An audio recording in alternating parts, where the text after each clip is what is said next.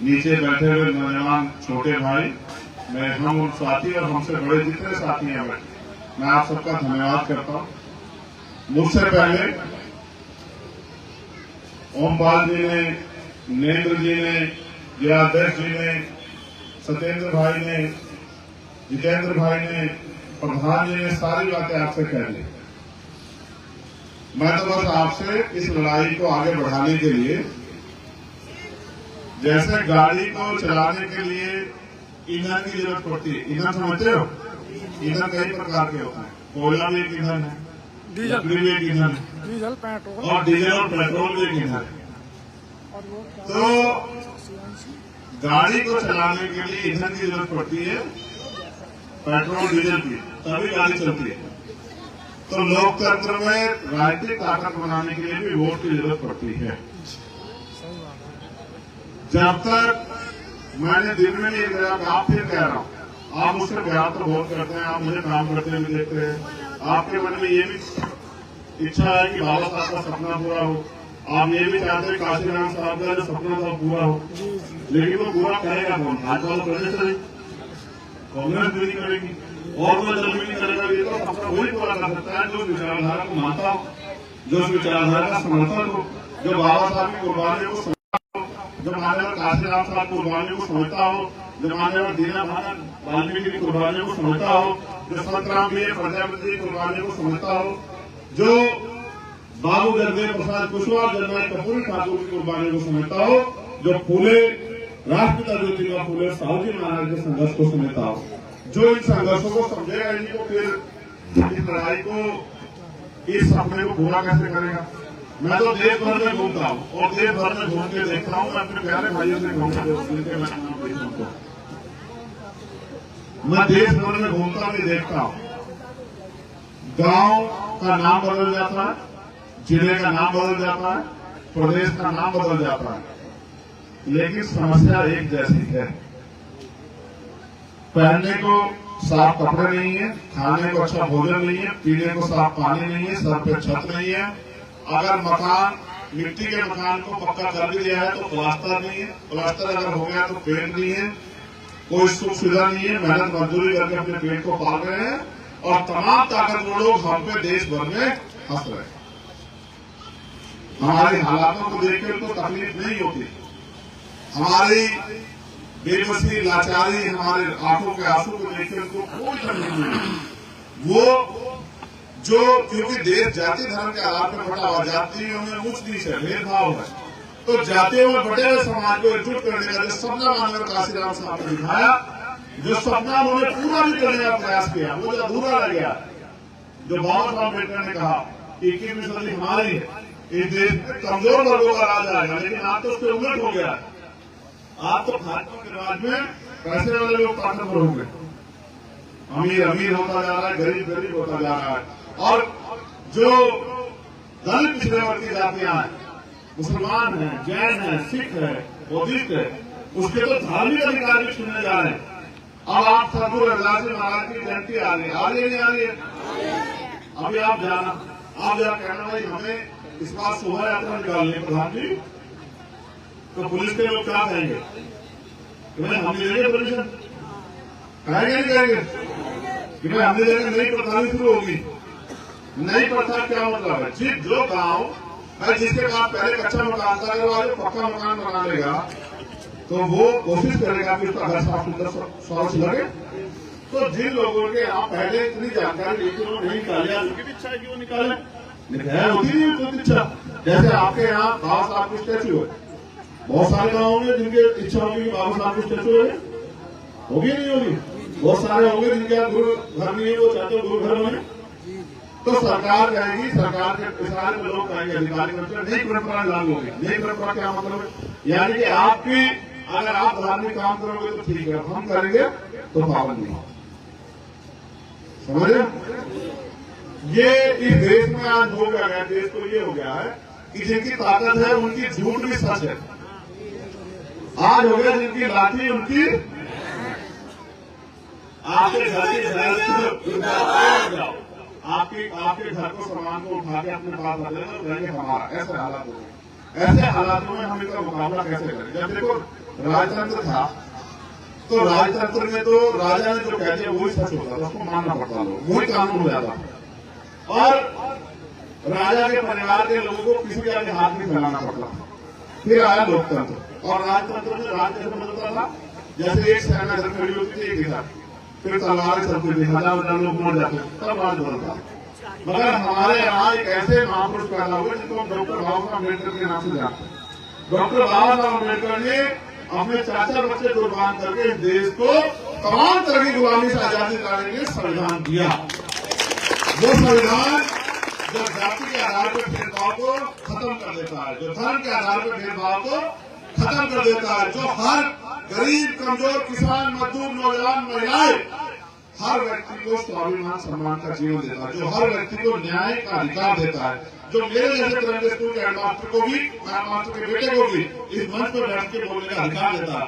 वही संविधान है जिसकी वजह से आज हम चुनाव लड़ पाते हैं, वही संविधान है जिसकी वजह से बहन बेटियां डॉक्टर, इंजीनियर, IAS, IPS बन पाती है, वही संविधान है जो अन्याय अत्याचार होने पे जिसकी वजह से हम थाने में जाकर पुलिस को कहते हैं हमारे अपराधी। आज वो संविधान खतरे में, और खतरे में किनके रहते होते, ये सारे नेता ये सबके रहते खतरे में। ये कुछ करना नहीं चाहते, ये कोई कदम नहीं उठाना चाहते, ये भ्रष्टाचार और तमाम तरह की मुसीबतों में इतने डूबे हुए हैं, इनकी हिम्मत नहीं कि सरकार का सामना करे। पिछले जो नौजवान सोशल मीडिया चलाते हुए जाते हैं, पिछले जितने समय से आंदोलन आया, मैंने देखा एक करके मैं धन्यवाद दूंगा अपने आजाद समाज पार्टी के और भीम आर्मी के एक साथी का, जिसने मेरी हर बात में पहरा देकर खड़े होकर साबित किया कि कभी भी हम देश में सर झुका के नहीं जिएंगे, हम जिएंगे तो सम्मान के साथ जिएंगे। और आप याद कीजिए 2 अप्रैल 2018 का आंदोलन हमने देश में बंद हुआ, इस देश में बंद किया और साबित किया कि अगर हम अपने को आगे तो इस सरकार का कुंडा गोल एक दिन में करने, कुंडा बंद कर देंगे सरकार। हमने जब दिल्ली में गुरु घर टूटा, हमने गुरु घर के लिए आंदोलन किया, हम जेल गए, और जो सरकार के से नहीं झुकती, हमने केंद्र की सरकार को झुकाया और हमने सुप्रीम कोर्ट को झुकाया और उनका फैसला वापस करवाने गुरु घर की जमीन वापस की। मगर साथियों, आप एक माचिस की डब्बी खरीदने जाओगे तो भी 4 बार देखोगे माचिस की डब्बी खराब है या सही, खुली तो नहीं। आप 10 रुपए का सामान खरीदोगे, मेरी माए बहने बैठी कुछ भी खरीदने जाओगे, क्या आप खुले हुए पैकेट का सामान ले आओगे? बताओ अपनी ईमानदारी से। अगर चाय की पत्तियां पैकेट लेने गए, पैकेट खुला हुआ लालच गया, तो ले आओगे या छोड़ के आओगे? या दूसरा लोग बताओ, 10 रुपए का सामान लोगे 1000 बार सोचोगे मेरे भाइयों, 10 रुपए का सामान लोगे 4 बार पलट के देखोगे। जब नेता चुनने का समय आता है तो पता नहीं क्या हो जाता है। उन्हें घिसे पीटे लूटे भ्रष्टाचारी नेता तब देखते रहते हैं, और वो जीत के जाके अपने महलों में 2 टांगों पर टांग करके सोते, इधर आप अपने घर में भूखे पेट सोते। बारिश आती है, आपके मकानों से पानी छूता है और आप सब छुपाने की जगह ढूंढते हैं। अगर बारिश की घड़ी लग जाए 2-3 दिन तो हमारे कनस्तरों का आटा खत्म हो जाता है। हम ये सोचते हैं कि हमारे बच्चों का पेट कैसे भरेगा। अगर कोई बीमार हो जाए तो हम डॉक्टर के यहाँ जाकर सोचते हैं कि डॉक्टर की फीस कहाँ से लाएंगे। अगर हमें बहन बेटे की शादी करनी हो, पढ़ाना हो, तो हमारे पास कुछ नहीं, लेकिन शादी भी करनी है तो कर्ज लेना पड़ता है। अगर कोई ज्यादा बीमार है, इलाज कराने के लिए हमें अपनी जमीन बेचनी पड़ती है, और मेरी माँ बहनों को तो घर चलाने के लिए दूसरे खेतों में मजदूरी करनी पड़ती है, या फिर पशु पाल के खेत से घास ला के उसका पशु का पेट पाल के और दूध को बेच के वो हमें खींचती है।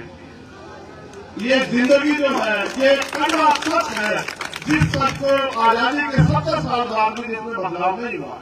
मैं इस बात को इसलिए कह रहा हूँ कि हमारी समस्या को किसी समस्या समझाई नहीं, हमारे भूखे पेट के लोगों ने मजाक उड़ाई, हमारे आंसुओं पे लोग मुस्कुराए, लेकिन बाबा साहब अम्बेडकर ने इसके खिलाफ लड़ाई लड़ी और जितनी ताकत उन्हें थी उतनी ताकत से समाज को जगाने का काम किया। और जो लड़ाई वो 56 में जाने के बाद हुआ, छोड़ गए क्लास का एक अफसर जो पंजाब में पैदा हुआ, जिसको ये भी नहीं पता था कि बाबा साहब अम्बेडकर कौन है। एक बार की घटना से जिन्होंने अपने बाबा साहब की किताब पढ़ के और अपनी नौकरी छोड़ के, अपनी सुख सुविधा छोड़ के शादी भी कराई और समाज में निकल पड़े। ऐसे रहबर वाले और काशीराम साहब की संतानों को देखो देश में क्या हो गया है। जिस रहबर ने उस समय की कांग्रेस सरकार को धूल चटाने का काम किया, उनके प्राइम मिनिस्टर को रोड मास्टर बनाने का काम किया।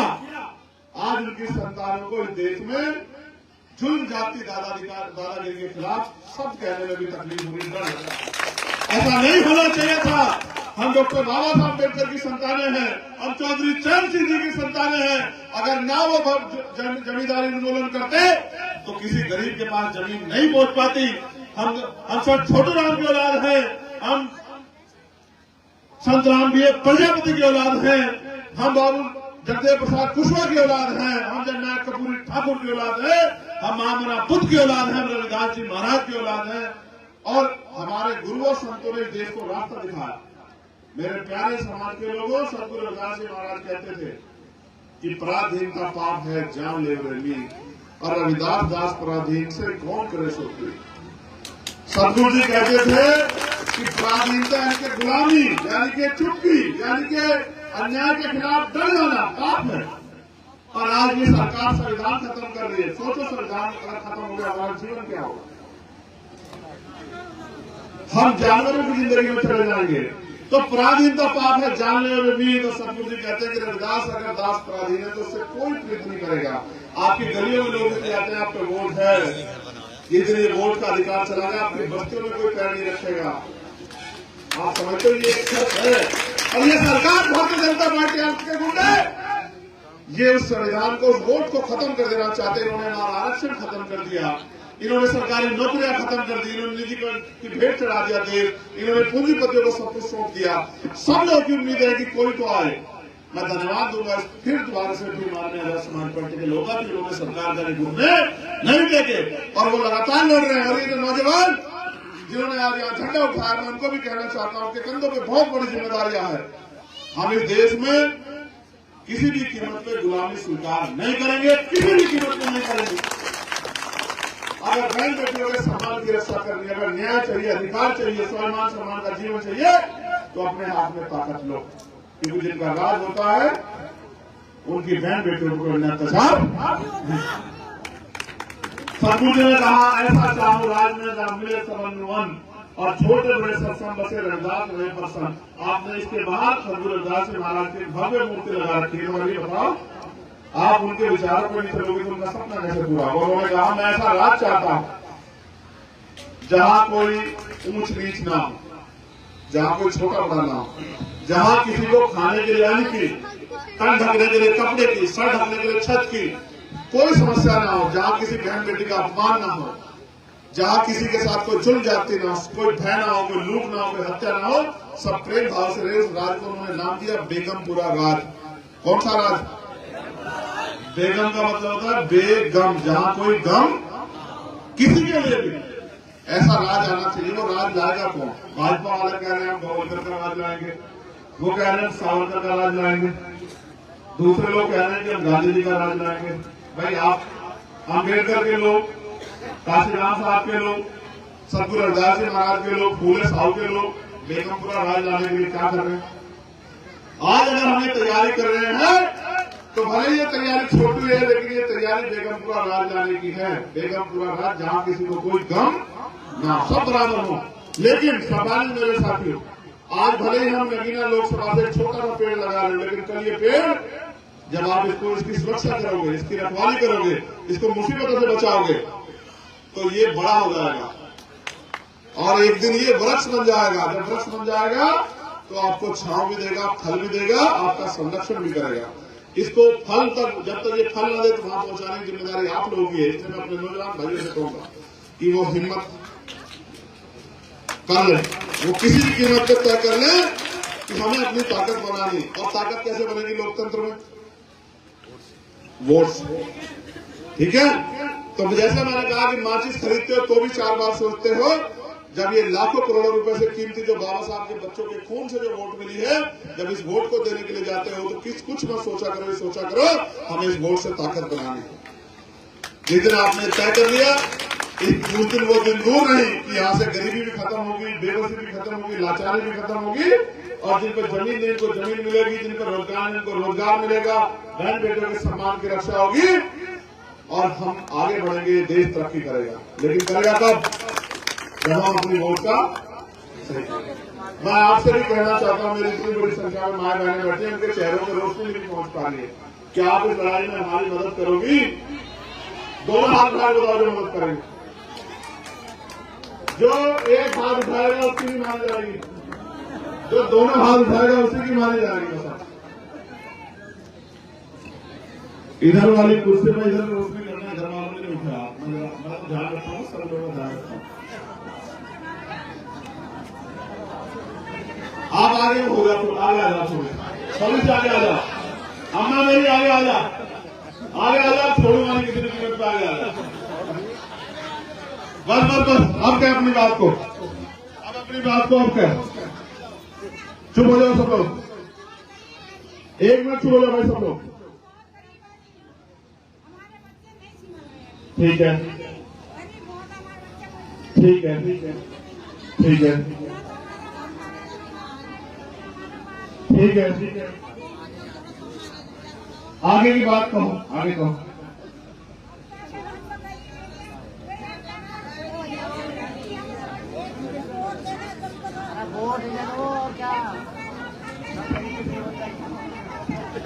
ये तो मुझे पता है आपके हालात क्या है, मगर मैं पूछ रहा हूं मेरी मदद करोगे नहीं करोगे?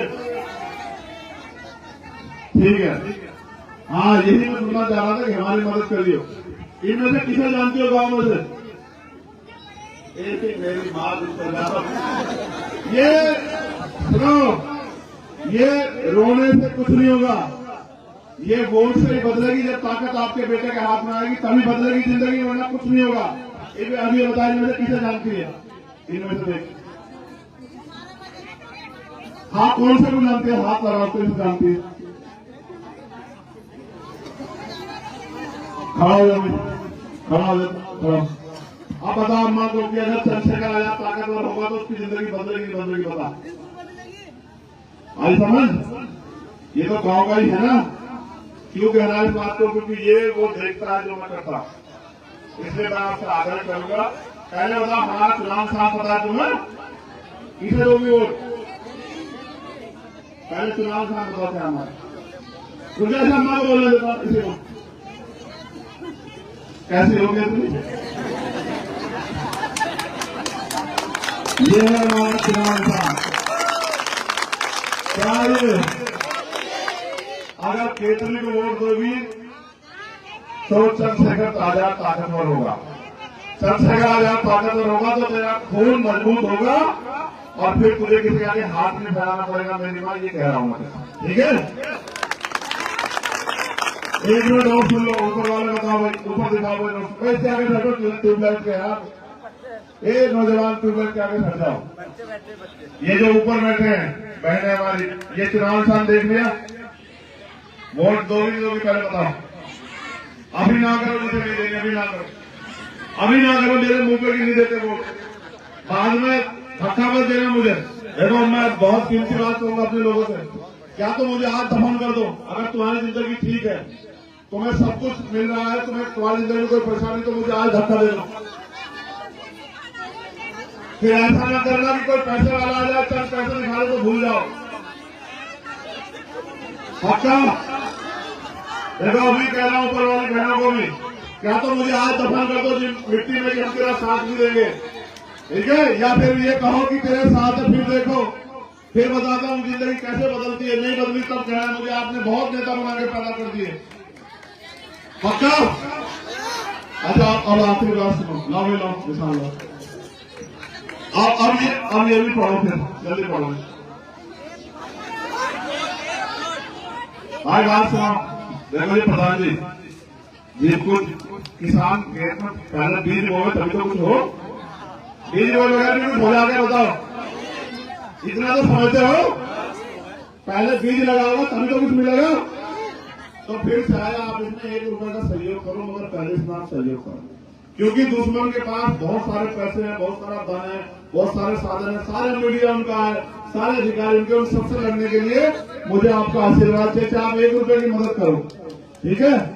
इससे ज्यादा आज आप लोग दे दो, तुम हाथ से करने के लिए भाई, ले भाई खाने को दे दो, ढींगे दे दो, तो चाहे 1 रुपए की मदद करो, लेकिन मदद करो। सबसे मेरी अपील है, जिससे इस लड़ाई को मैं मजबूती से लड़ सकूं। भाई यही रखो, यही आने दो, जो मेरे खातर 4 कदम में चल रहा था वो मेरा फेवरेट के साथ है, फिर कोई नहीं, फिर आगे चल गया। ये तो मैंने मानव काशीराम साहब से सीखा कि गरीब के बेटे भी चुनाव कैसे लड़ सकते हैं, इस अमीरों के देश में गरीब का बेटा कैसे आगे बढ़ सकता है, ये मैंने अपने गुरु मान्यवर काशीराम साहब को सीखा। तो चाहे 1 रुपए की मदद करो, लेकिन करो जरूर, जिससे मेरी हिम्मत बढ़े। अभी तो मुद्दा अभी माओ को आंदो लो भाई, इस बदल दो कहने को करो, ये हम क्या करें।